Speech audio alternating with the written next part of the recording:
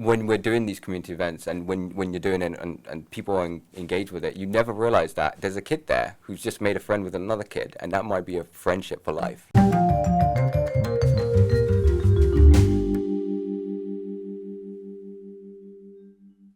Good evening, welcome back to Youthology on AUK Radio, here every 2 Wednesdays of the month from 6 p.m. to 7 p.m. Brought to you by Attempted Social Enterprise. We are your hosts, Ruth and Manur. On today's show, very exciting, we're thrilled to have Jazz from Two Sides Studio. Yes, that's correct, yeah.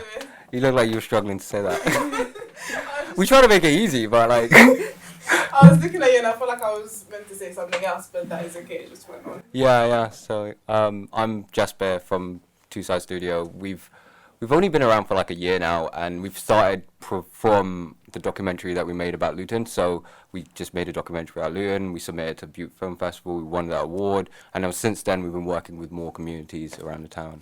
That's amazing. So you're an award-winning filmmaker, director at Two Sides Studio. You're also known for your impactful work in the community. So that is good. We're going to go into that later. We're also here with Kesa, who is a youth ambassador at Attentive Social Enterprise. How are you doing? It's good. Okay, so I'll just introduce a bit of what Jazz does. Jazz is the founder of Two Sides Studios, an award-winning filmmaker and a driving force for creative youth in Luton. Through his work at Luton Library Theatre, he has led initiatives to engage young people in the arts. Jazz's film Tipping Point won the Breakout Award at the Butte Street Film Festival, and he was recently honoured with the My Luton Award for his contributions to the community. So I would just like to say a big congratulations. Thank you. So, could you briefly introduce yourselves to our listeners? Who is Jazz? You know what? I don't like the idea of calling myself like a videographer or anything like that. I kind of have to, just as a job, but I just like creating stuff. So whatever it be, and I'm open enough to work with a variety of different communities. And it's because of the documentary. It actually changed my life, but. Because it's opened me up to working with a varied amount of people, even like Montel with My Luton. I wouldn't have done that a year ago before, but I decided to do it purely out of like, oh, that's a cool little thing for me to put myself out there a little bit more. So who I am now, I don't really know. I'm still trying to figure it out because I'm kind of in the middle of it right now. I'm still going through the thick of it. I'm like, oh, cool, I can do this, I can do that. Yeah, it's crazy. Interesting. We're always changing, right? So you always figure it out. Yeah, because we've done a few projects this year already, so it's a bit intense. Yeah. Well done. Very big achievements. Can you tell us a bit more about Two Sides Studios? So how did that come about? How's it going now? So it is just me and my brother. He's my twin brother, so Two Sides Studio, hence the name. Yeah, everyone's like, oh, I get it now. It's not some silly thing. It took us ages to come up with that. But basically, it's kind of funny because we never really had a concrete idea of what the company would be and what kind of videos we'd be doing. And only by accident did we stumble onto that. So I'd suggest to anyone who's trying to figure out a business, just kind of start it. And then that's the worst advice, but it will get you, it will get you your mind thinking about it. But essentially what we are now are a community. I need to choose my words wisely, don't I? But we focus more on the community more than anything else. And we focus more on the human aspects. So whatever we try to film or whatever we try to include, no matter what, it's normally me editing, no matter what, I try to add as much humor or personality to it. So if you actually just go on Instagram, go on Two Sides Studios, not plugging, you can just check out some of our videos and you can see what I'm talking about. I intentionally put in a lot of moments with people laughing and joking and candid moments of people just chilling because I kind of want to get that out of people and bring that out in Luton. Yeah. You know? I've seen some of your work. It's amazing, honestly. Even the way that you've said, go check it out, also underwhelming. Actually, guys, go check it out. It's very, very good. You would definitely like it. That's even an understatement. But you get the gist of it. So you've been working in or with the Luton Library Theatre for a bit of time now. Mm-hmm. Can you tell us how that is going? That is quite it's quite a journey actually. We met them completely by accident, kind of, because my friend was helping them get a projector. So I was just sort of there and met them and whatnot. And after meeting them, seeing the space, and just falling in love with the theatre, we thought we should do more videos of them, do something similar. So we just carried on going down there. They would just let us film anything we wanted, and so we put together a documentary with that in mind. And so the focus of that documentary, it's just a 10-minute documentary. It's somewhere. Yeah, so in that documentary, we focus on their story and them acquiring the theatre quite recently, like last year or 2 years ago. They literally got the theatre from basically the brink of death. It was just going to be sold off and no one's going to use it or anything like that. So they got it, and they've been there for absolutely years. They've been there since 1970s. So yeah, they've been there for a while, long before we were born, all of us. So the fact that they've now got it and they own it and they operate it now, different to what it was before, it's a triumph of a story. That they've got that. So that's what the story focuses on. It's pretty avoided. I've made sure that people like tear up a little bit. I don't know why, but yeah, go on. I can keep on talking, sorry. Wow, that's really interesting. So I would love to learn more about Two Side Studios. So who's involved with that and what roles do they play? It's just me and my twin brother. We do have other people helping us, and so far I'm trying to build that up to more people and to actually be able to say their names, but right now they're just sort of there. So it's just me and him. So a lot of the videography and a lot of the editing comes from me, and a lot of the planning. So I'm more the logistics person and pragmatic one, and he's the more creative and I wouldn't say head in the clouds, more just kind of like he's the more creative one. Okay. Yeah, he's the more creative one, yeah. So for anyone who doesn't know, earlier this year we had a event about Luton, which was called not My Luton. Well, the competition was My Luton. The event itself was Step Forward Luton Creatives, and you actually won an award from there. Yeah. Alongside your brother. The video was actually amazing, guys. Again, go check it out. Yeah. But can you tell us more about what prompted you to enter the competition? It was because we just did a documentary about Luton. And this just falls on our laps. And it's like, okay, this seems perfect. It's an opportunity to sort of flex a little bit. Because I kind of wanted to really put a lot of my energy into it. Like, okay, I did the documentary and I've just edited it, just submitted it at that point. It's okay, but I could have done better. So knowing that, I was like, okay, there's a 2-minute video that Montel's competition, I could win money. So, and it's about Luton. Okay, cool. Let's just go for it. Let's do something crazy. Not crazy, but and this is where our creative process really comes in handy, where he wrote the script and he did the narration, and as you can see in the video, and I did all the videography and the editing. And with that combined, you get a really good video out of it. Yeah, and it's because of that we've worked so. Like, it's not like I've come out of nowhere. I've been doing this for years and no one noticed, and then suddenly it got better. So if I would say to anyone, just carry on working on these kind of things, and those people that came second and third and fourth and whatnot, they did really good work, and I recommend for them to continue working. Yeah. But I'm kind of thinking, okay, this is the benchmark, guys. All right, you need to, because I always had that in my mind whenever I saw other people. I was like, okay, I need to reach that. Yeah. So I kind of felt like someone needed to do that. Yeah. So now you're an inspiration for yes. filmmakers. Yeah. It's kind of funny that. It was amazing. Again, like on the day, I remember your reaction when we told you that you won, and you looked very surprised but very happy at the same time. But now that you explain the backstory, that it just fell on your laps. Yeah. It doesn't really match, but yeah. It's kind of crazy. Yeah, you clearly are very passionate about what you do. So what are you hoping to achieve going forward with your work? I was going right, and then literally I'm like, okay, drawing a blank. What am I hoping to achieve with my work? Basically a lot of things. Because very briefly, a bit of context.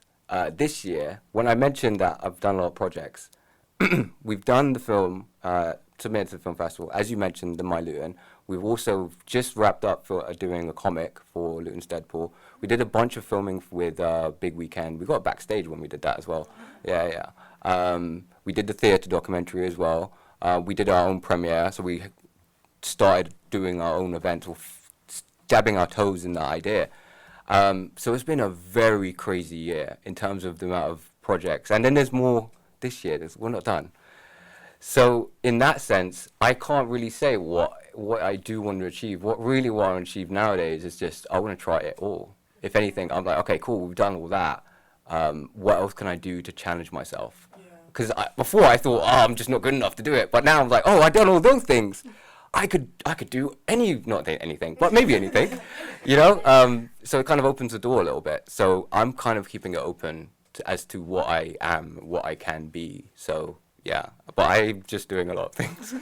Yeah. This is good mentality as well to have. Yeah, Always mindset. Yeah, find new challenges, keep on going for it. Speaking of challenges, what has been your biggest challenges so far? You know what? It's all the nitty gritty stuff. You know, like actually having a business that's registered and having to pay taxes, having to deal with all of that. That is a whole world that I just didn't want to do, and I have to do it. If it's your company, guess what? You're going to have to do it. Even if you somehow get an accountant, you're not going to be able to afford the accountant until at least the first year or something like that, unless you're lucky. So that's the part of it that is the biggest challenge, is trying to put both hats on, the creative hat and the business hat. And sometimes it can be difficult, but I guess that's just the way of the world, isn't it? Yeah, you have to do it. Especially when, like you said, it's your company. Yeah, since a lot of our listeners know about Attentive and what Attentive do, Attentive work a lot to create positive role models. So who has been your role model that has influenced your career? You know, I was looking at this question, literally, as I mentioned these guys before, right, that I was looking at the questions as I was walking here, and that was a question that literally stopped me. I was like, okay, I stopped looking at my phone. I was thinking, who is my role model? Who am I influenced by? Because I don't know anymore, but I actually gave it a little thought. I think I came up with something pretty good, because I realized recently anyway, the things that have been driving me forward to challenge myself, it's been small little steps. And the people that have been helping me are just my friends, my peers, the people around me. Surround yourself with good people that will challenge you and drive you, and you will be able to do quite a few things, because they just say, oh yeah, you could do that one thing. And then you do that one thing, and then someone else tells you, oh, you could do this other thing. Oh, like, okay, cool, I could do this. It's just that slight nudge. They don't realize that they've done anything. Yeah. They're just like, yeah, maybe he can do it, I don't know, who cares? But they're just kind of like, I'm just helping my friend in this moment, and it means a lot to you. And you guys will probably know, have countless occasions where you have that. Someone said something to you and it means a lot. And then you ask them later, like, oh, did I say that? I don't remember. But it's just that thing. It's those people that have really helped me more than anything else. Yeah, I think it's about creating a positive community around you and surrounding yourself with people that lift you up rather than tear you down. Yes. Yeah, just like you said, they never realize how much it means to you. But it's so important to surround yourself with the good people. Yeah. Again, like you said, drive you forward, challenge you, make sure that you achieve your best potential. But I'm going to take it back a little bit. When you were in school, what did you aspire to be? And how would you compare that to where you are now? I hardly remember what it was before, like, high school years. I don't really remember what I wanted to be back then. Actually, to be fair, I do kind of remember. I wanted to be like an artist or illustrator or a comic artist. Funny enough, like I said, we've just done a comic. But really, at a later stage, it was more I wanted to be an actor. Yeah. So I got into drama, like GCSEs, specifically because I was like, I'm kind of like, you can see me. I'm quite theatric. I can't hide it. But so I felt like I could be that kind of person who does that, but I guess I'm a bit lazy. But I through that, I got to know the behind the camera stuff, got to know that stuff, and I was like, this is quite interesting. I do like fiddling around with technology and stuff like that, so it's kind of touching another side of things that I'm interested in. So. Nice, that's interesting the way you said that. Yeah. I was just thinking about it, and I'm like, someone's never described something the way you just did, that you got to be on the other side and you got to experience that and you found your passion in it.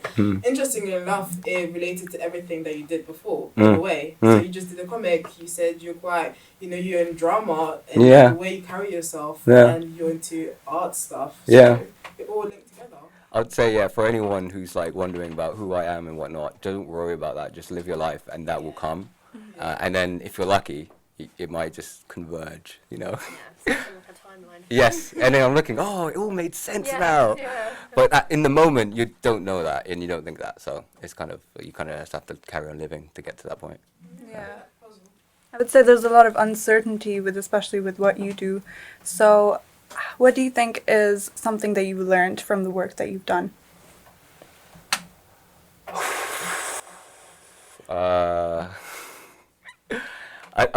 Good one. This is what I keep telling people. Networking, making friends with people, getting your face out there. Like, I'm on this podcast because I just know Montel at this point. And he's really happy with the stuff that I do and really wants to, put like that stuff out there. And so it works well for you guys, works well for me. So, and that's what I mean. You constantly do that all the time. And every single event you go to, you kind of have to always do that. It's exhausting. But if you look at it as, okay, I'm making a conversation with someone, I'm doing a project with someone, I'm doing a favor for someone, that could help lead you down the road. Because then they're going to say, this is a nice person, you should work with this person. I've had that countless times just in the past 6 months. So, networking is the one thing that I've learned more than anything else in this past year. It's also kind of terrifying when people say networking because you think about it and you're thinking, oh my God, I have to converse with this stranger that I don't know. And it's very terrifying, gets you out of your comfort zone, but that is the way you grow. That is literally the way you progress. If you want to get those opportunities, I'm sorry to say it, but you have to network. Yeah. Your network is your net worth. Yeah. Oh, that's a good one. Yeah. That's a good one. I'm not coining that one. Okay. I didn't make it up. Okay. Someone said it before me. Okay. Close. But just more onto that, would you have any advice for anyone who wants to go into videography? Yes. I have all this in my head because I'm like this with normal people, so it's not that far away. So what I've said to someone before is don't go out and buy, so this is more of a practical advice, don't go out and buy super expensive camera gear and think, I'm going to get all the jobs. And you don't know the gear. You don't have an understanding of your price list and the client base out there. What are you going to do? How are you going to get money? You buy a £2,000 camera, and now you have to get jobs that can pay for that. What are you going to do moving forward? Because now that £2,000 camera, you have to get equipment that now costs in that range. Yeah. More 2,000, more 3,000, 4,000. What are you doing? You don't have that money. And I've learned that you can get the best out of equipment, just the smaller range equipment, use that to the absolute max, get the most out of it. And so far, the equipment I've got is not that expensive. My cameras aren't that expensive, and you've said my videos are good. It doesn't matter about the quality as much. It's more about what you're actually putting in those shots, what is actually in those videos, then people will actually care, But yeah. That's great advice. I would say when starting anything new, you shouldn't go ahead and just buy all the expensive things. Yeah. I think getting used to the basics first is the most important. So now moving on to more of the community projects you're involved with, what do you think is something that leads a community project to be successful? Okay, this is a easy answer, I guess. The people. Clearly, but okay, let me explain. So I've noticed that through going to a lot of these events, it's these one or two people, a handful of those people that are doing most of the actual work, most of the heavy lifting to get that event actually going. And if you've helped out on events before in behind the scenes, you've seen that there is that one person guiding it. And it's those people that I think, what was the question? The community project successful. Oh yeah, it's those people that are making these community events successful. And what we need in Luton, especially, more of those people. We kind of need to just, I hate this word, champion more of those people. Because at the end of the day, if they don't feel that they're being appreciated or acknowledged for the stuff that they're doing, why would they do it? I mean, they do it for everything besides that, but it helps. It helps when someone pats you on the back. Hey, good work. Oh, it's good work. Oh, good, oh, good stuff. So yeah, I'd say it's those people. And hey, if you see that person running around at your next event that you go to, say this is a good event. It will mean the world to them, and it's a small exchange for you.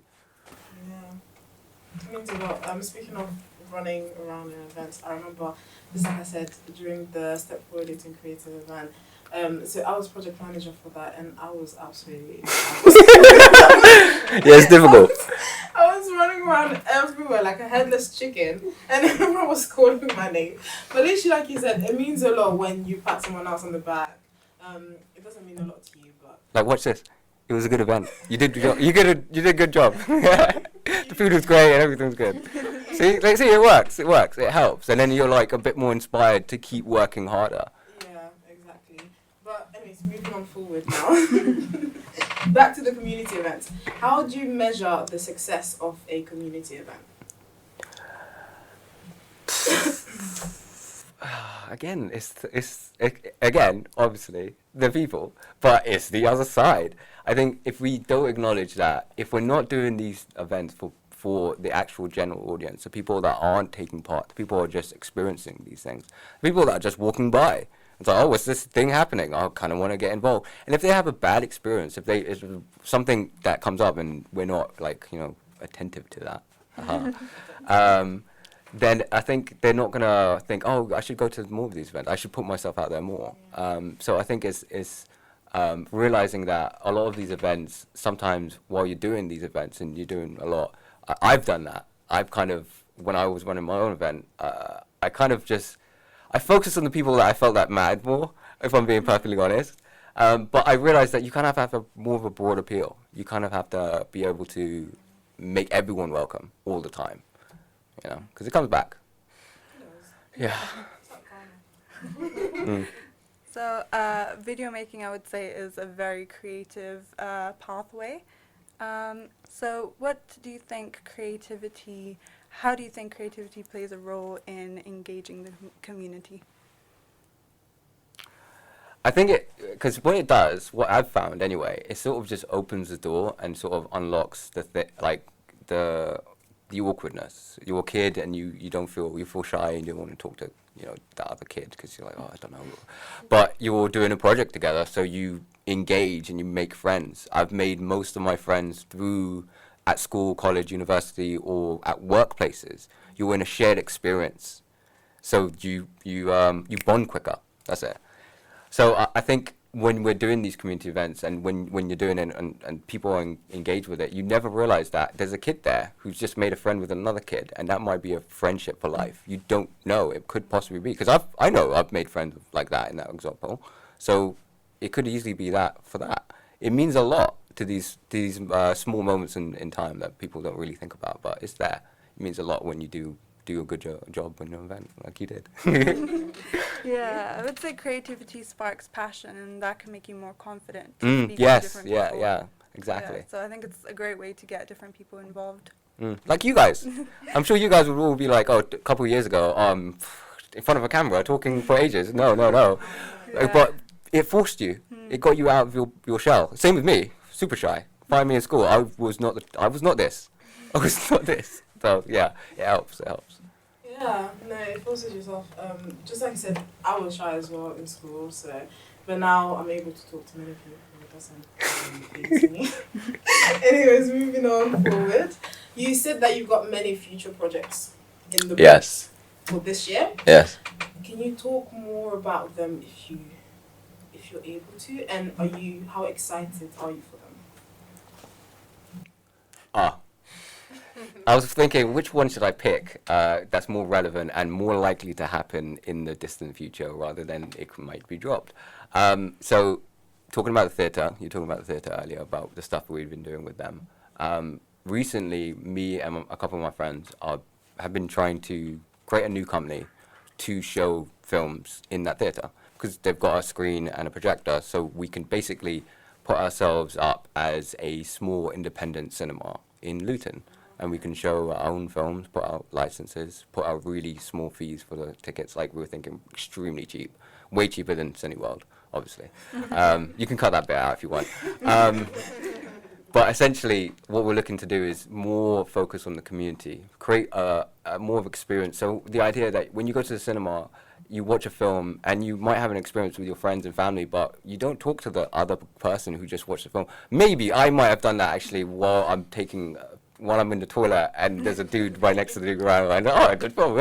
I hate those conversations, but sometimes it's happened. But other than that, you don't interact with those people. You've just had a shared experience. You've just watched a film that could be very meaningful for you, but you don't talk to that dude who watched it as well. But I want to change that. Precisely with this community cinema is essentially to do that, to create that dialogue, to create that ability for people to do that and kids to do that as well. But it'll be small first. It'll start small and kind of let the ball roll. Yeah. Sounds like a great way to bring people together. Yeah, it does, yeah. I'm really looking forward to it. I love me a good film. Yes, yeah. I'll definitely come on this podcast and talk about it more when everything's a bit more ironed out. I didn't really want to be name dropping stuff yet. I don't know if I should, but yeah, just basically that we are going to be putting up hopefully soon. Yeah, hopefully we can have you on another show to talk more about it, because I'm sure many people do like to go to the cinema, but prices. Yes, things have changed. Things have changed. But that's okay. Anyways, we are coming to the end of our first half of the show, very much on time. And we will come back with our two other guests, Kesa and David, for the second half. Hopefully we can still have Jazz coming in and out, but it will mainly be Kesa and David. So we'll see you later.